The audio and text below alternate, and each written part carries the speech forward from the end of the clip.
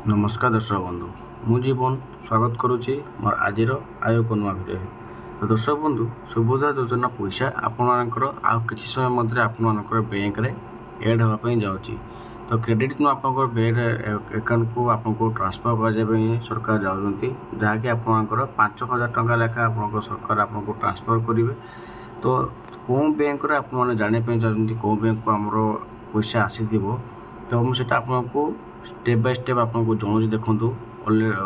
देखो सुभोदय योजना पोर्टाल आपको जहाँ भी किसी सरकार अपडेट अच्छी कि आपर कौ मुख्य जिनस थी आप सुभोदय योजना पैसा पाइपर।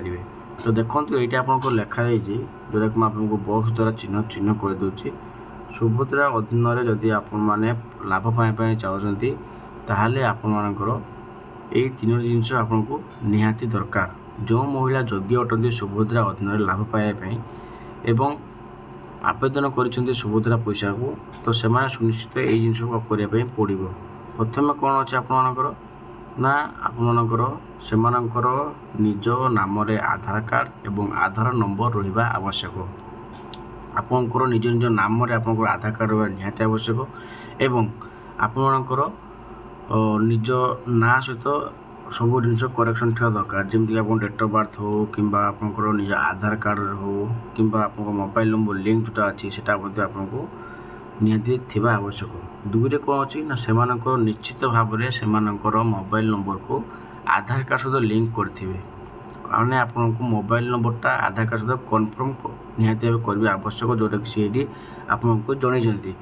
तीन ले कौन कहते आपणकर ना से एकक धारक बैंक अकाउंट थी आवश्यक जहाँ आधार सक्षम एवं सीधा सड़क भाव लाभ स्थानांतरण करा जीवो।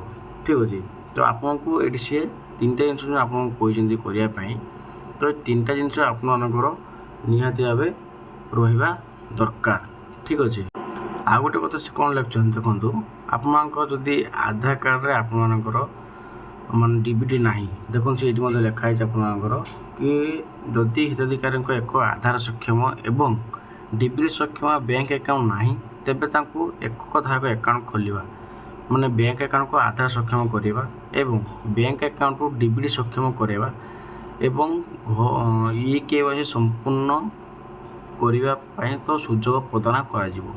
ठीक अच्छे। माने आपणकर जदि कौन सी बैंक एमती आप आधार कार्ड ना आप अकाउंट खोली पारे एवं जब आपको अंडर प्रोसेस पड़ो ताले आपणकर से अकाउंट को आप एड करके पैसा पाइपर सेमती किसी प्रोब्लेम ना। आउट कौन अच्छे ना ई केवाईसी द्वारा आपको पैसा ट्रांसफर कर जोटा कि आपको मोस्ट अपडेट लिखाई ये जदि आप किसी अलग किसी जानापी चाहते ताले आपने टोल फ्री नंबर दिखाई 14678 यही नंबर आप फोन करके आप टोटल डिटेल्स आप जानीपर एवं आपंकर subodhya.odsha.government.in आप लॉगिन करके जानीपर। कि मन रखी था आपको जो डीबीटी आप जानापी चाहते तो डीबीटी आप कौन बैंक थी दरकार तो जो बैंक में आपंकर अधिका ट्रांजेक्शन हो मैंने सब आप जो बैंक ट्रांजेक्शन हो अधिका जो बैंक आप ट्रांजेक्शन करते फोन पे गूगल जो बैंक आप ट्रांजेक्शन करते तो से बैंक में ही आपंकर डीबीटी पूरा लिंक संपूर्ण भाव ठीक थी।